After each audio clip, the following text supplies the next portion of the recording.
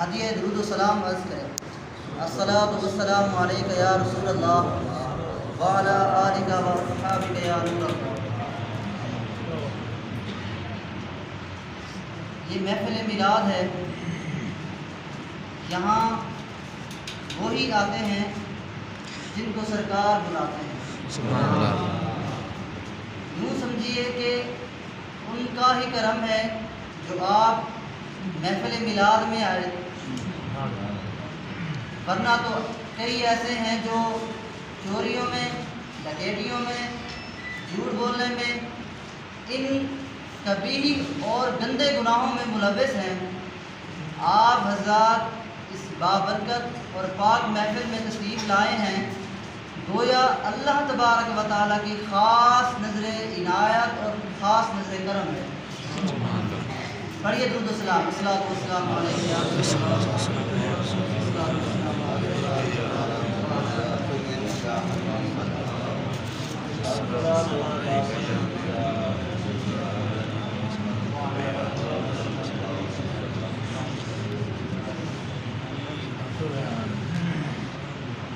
گرامی قدر حضرات،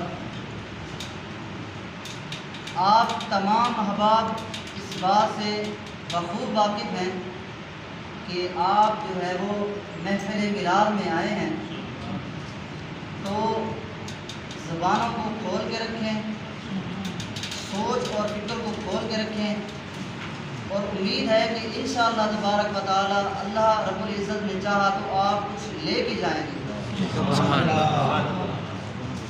اگر آپ سبحان اللہ کہتے ہیں تو اللہ تبارک و تعالی آپ کے ایک سبحان اللہ کہنے کی وجہ سے آپ کو 30 نیکیاں عطا فرماتا ہے۔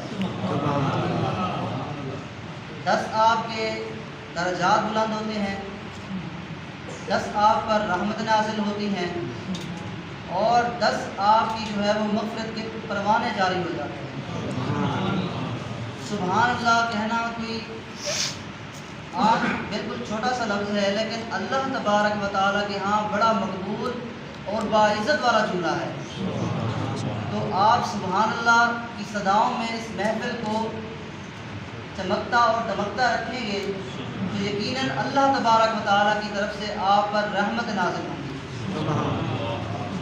حضرات گرامی قدر حضرات، حضرت علی المرتضیٰ رضی اللہ تعالیٰ عنہ ارشاد فرماتے ہیں کہ ہم مینا کے میدان میں تشریف فرما تھے اور مشرکین کی جماعت آئی اور حضور علیہ السلام سے مطالبہ کر دیا کہ اے محمد بن عبداللہ، آپ کہتے ہیں کہ آپ اللہ کے نبی ہیں اور رسول ہیں، ہمارا ایک مطالبہ ہے، اگر آپ پورا کر دیں گے تو ہم ایمان لے کے آ جائیں گے۔ آپ جو ہے وہ شرط کو سمجھیے گا اور جزا کو سمجھیے گا۔ کیا کہتے ہیں؟ کہتے ہیں کہ ہم ایک مطالبہ لے کے آئے ہیں آپ کی جانب، آپ کا دعویٰ ہے کہ آپ نبی آخر الزمان ہیں، آپ اللہ کے رسول ہیں، تو یقیناً آپ معجزے بھی لے کے آئے ہوں گے، تو ہمیں جو ہے یہ مطالبہ آپ سے چاہیے کہ آپ جو ہے وہ چاند کے 2 ٹکڑے کر دیں۔ بات کو سمجھیے گا، وہ اپنی جانب سے سوچ کے آئے تھے اور یہ سمجھ کے آئے تھے کہ ہم جو مطالبہ کر رہے ہیں حضور علیہ السلام اس کو معاذ اللہ پورا نہ کر سکیں گے۔ تو حضور علیہ السلام مسکرا کے فرماتے ہیں ان فعلت تؤمنوا، یعنی اگر یہ میں معاملہ فرما دوں اور میں چاند کے 2 ٹکڑے کر دوں، کیا تم ایمان لے کے آؤ گے؟ تو مشرکین کہتے ہیں جی ہاں، ہم ایمان لے کے آ جائیں گے۔ تو اللہ تبارک و تعالیٰ کے پیارے حبیب صلی اللہ تعالیٰ علیہ وآلہ وسلم دعا کی جانب ہاتھ اٹھاتے ہیں اور دعا ختم کرنے کے بعد صرف شہادت کی انگلی سے اشارہ کرتے ہیں چاند کی جانب، چاند 2 ٹکڑے ہو جاتا ہے اسی وقت۔ ایک ٹکڑا غار ہرا کی اس جانب چلا جاتا ہے اور دوسرا ٹکڑا غار ہرا کی اس جانب چلا جاتا ہے۔ تو مشرکین دیکھ کے حیران رہ جاتے ہیں، پریشان ہو جاتے ہیں کہ یہ کیا معاملہ ہو گیا، یہ کیسے ہو سکتا ہے؟